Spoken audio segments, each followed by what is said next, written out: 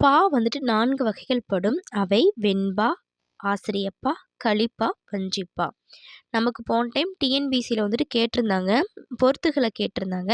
நமக்கு இது அதிகமா குழப்பிக்கிட்டே இருக்கும். வெண்பா அதுக்கான ஒரு ஷார்ட்கட் ஒண்ணு பார்த்துரலாம். வெண்பா, செப்பல் ஓசை.